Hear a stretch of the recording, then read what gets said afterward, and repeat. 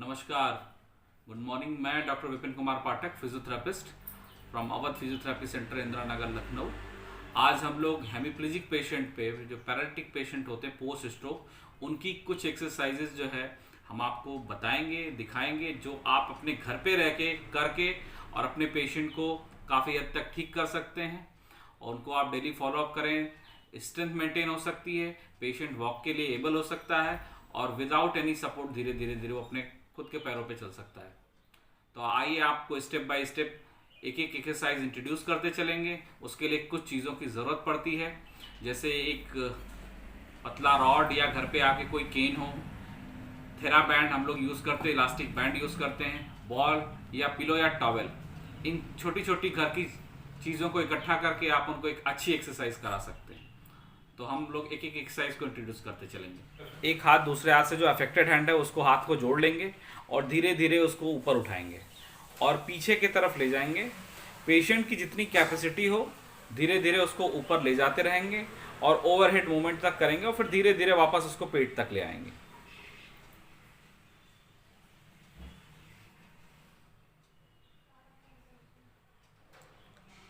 इस प्रक्रिया को हम 8 से 10 बार करेंगे। धीरे धीरे ऊपर ले जाएंगे और धीरे धीरे नीचे ले आएंगे।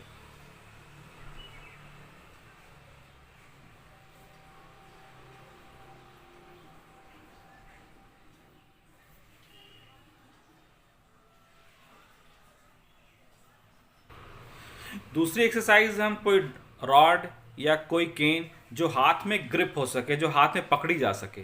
अगर आप अफेक्टेड हैंड से, जिधर आपको पैरालिसिस है, जिधर आपकी मसल वीक है, अगर नहीं पकड़ सकते हैं तो किसी चीज़ से, किसी कपड़े से या किसी चीज़ से उसको उसमें फंसा दीजिए, बांध दीजिए, ताकि वो हाथ धीरे धीरे उठ के ऊपर जाए। रिपीटेड मूवमेंट होने से धीरे धीरे ब्रेन रिकॉल करने लगता है और मूवमेंट होने लगते हैं। तो अफेक्टेड हैंड्स को भी, और जो हमारा ठीक है, जिस साइड हमारे पैरालिसिस नहीं है, जो बिल्कुल अफेक्टेड नहीं है, उसको दोनों साइड से रॉड को पकड़ेंगे और उसको फिर धीरे धीरे ऊपर उठाते हुए पीछे की तरफ ले जाएंगे। पहले कोशिश करेंगे ऊपर उठे, फिर धीरे धीरे उसको पीछे की तरफ ले जाएंगे, फिर धीरे धीरे उसको वापस ले आएंगे। ऐसे ही इस प्रक्रिया को हम 8 से 10 बार रिपीट करेंगे।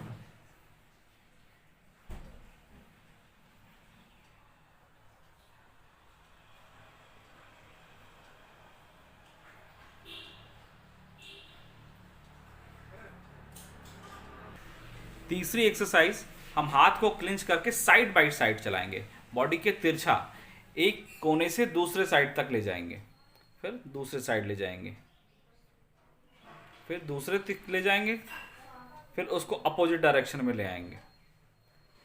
इस तरह करके 8 से 10 रिपीटेशन हम लोग करेंगे। इससे साइड की मसल, बैक की मसल में धीरे धीरे स्ट्रेंथ आता है, तो हाथ का मूवमेंट पॉसिबल हो सकता है। फिर हाथ को नीचे रख लेंगे, हाथ को नीचे बिस्तर पे रख लेंगे। फिर पेशेंट जरा सा भी मूवमेंट पॉसिबल हो तो बिस्तर के सहारे हाथ को बाहर फैलाएंगे और हाथ को अंदर ले आएंगे। अफेक्टेड एरिया जिधर पैरालिसिस है, उस एरिया को धीरे धीरे हाथ को बाहर ले जाएंगे और धीरे धीरे फिर हाथ को अंदर ले आएंगे। ये एडक्टर और एबडक्टर मसल को स्ट्रेंथ देने के लिए, उसमें मूवमेंट लाने के लिए धीरे धीरे, ये ग्रेविटी के पैरेलल मूवमेंट हो रहा है।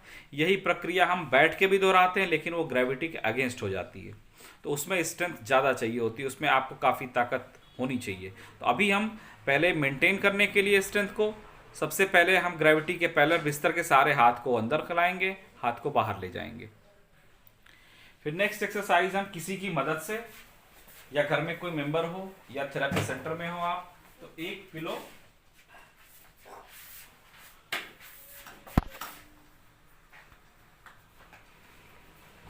पिलो अफेक्टेड एरिया में ट्राइसेप्स के नीचे रख के और उसका फ्लेक्शन एक्सटेंशन मूवमेंट करेंगे।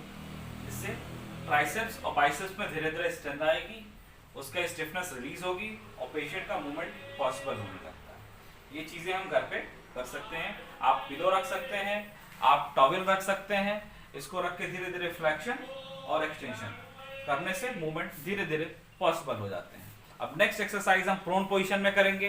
पेशेंट को बोलेंगे कि धीरे धीरे वो पेट के बल लेट जाएं, जिधर अफेक्टेड एरिया उधर को ऊपर करते हुए धीरे धीरे धीरे धीरे पेट के बल आ जाएंगे। अफेक्टेड एरिया के साइड से ना लेटे वरना हाथ दब जाएगा और पेन होने लगेगा। अब हाथ को साइड में रख के अगर प्रॉब्लम होती है तो चेस्ट के पास एक पिलो लगा लें, अगर नहीं है तो धीरे धीरे नेक को एलिवेट करेंगे ऊपर, जैसे भुजंग आसन में करते हैं। हाथ पे वजन देते हुए धीरे धीरे धीरे धीरे सर को ऊपर उठाएंगे, फिर धीरे धीरे धीरे धीरे सर को नीचे ले आएंगे। इससे एक्सटेंशन में जाने से दो चीज़ें होती हैं, एक तो आपकी नेक एलिवेट होने से पोस्चर करेक्ट होता है, दूसरे कंधे में धीरे धीरे स्ट्रेंथ बढ़ती है और आपका हाथ मूवमेंट के लिए एबल हो जाता है। आपका हाथ धीरे धीरे ऊपर उठने के लिए लायक हो जाता है, क्योंकि पीछे की मसल में भी धीरे धीरे स्ट्रेंथ आने लगती है। ऐसे सिर्फ एक साइड फ्लेक्शन एक्सटेंशन करने से सिर्फ फ्रंट की मसल में ही स्ट्रेंथ आती है। हम कोशिश करते हैं कि एक पोजीशन में लेट के मैक्सिमम एक्सरसाइज को कवर करें कि पेशेंट को बार बार पोजीशन बदलना ना पड़े। बार बार पोजीशन बदलने से पेशेंट इरिटेट होता है। तो पेट के बल लेट के फिर हम धीरे धीरे कोशिश करेंगे कि पेशेंट अपना पैर बिना घुटने मोड़े उठाए ऊपर। तो अफेक्टेड एरिया तो पॉसिबल नहीं होता स्टार्टिंग में कि वो उठा पाए, बट अनअफेक्टेड एरिया को आराम से उठा सकते हैं। अफेक्टेड एरिया में हम घर के पर्सन को बोलते हैं या हम खुद करते हैं कि वो धीरे धीरे जो अफेक्टेड एरिया को हाथ से पकड़ के हाथ लगाते हैं और धीरे धीरे बोलते हैं कि अब आप ऊपर उठाइए, और वो थोड़ी उनकी हेल्प करते हुए पैर को ऊपर उठाते हैं।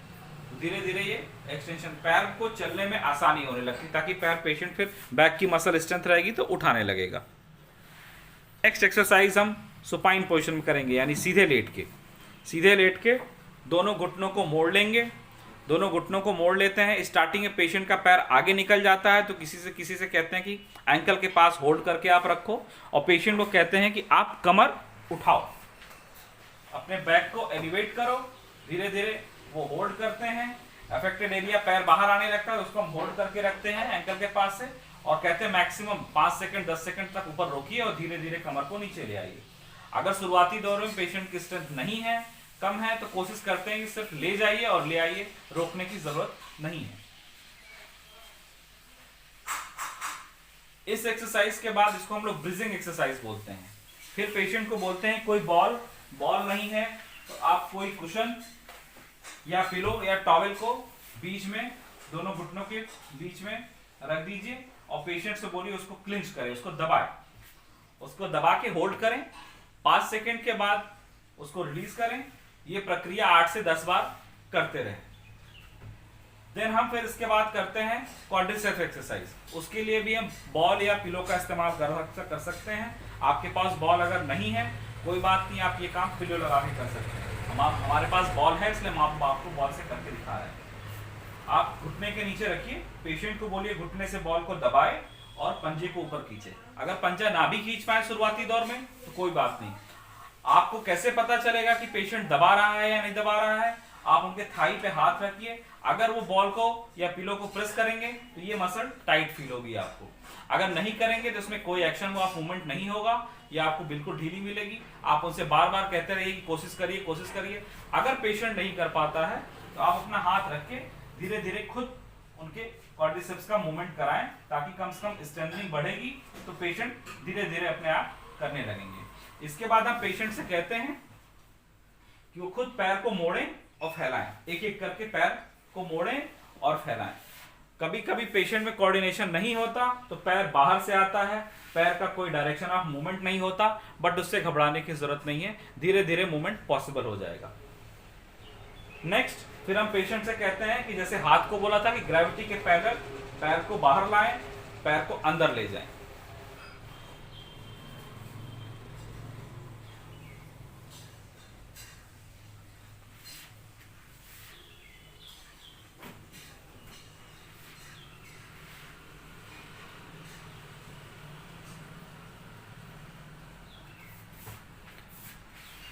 आपको इसके अगले पार्ट में हम आपको पेशेंट को कैसे चलाते हैं, कैसे ओवरहेड मूवमेंट करते हैं और कैसे अगेंस्ट ग्रेविटी मूवमेंट और एक्सरसाइज पैरालिटिक पेशेंट को कराते हैं, वो हम आपको नेक्स्ट वीडियो में दिखाएंगे।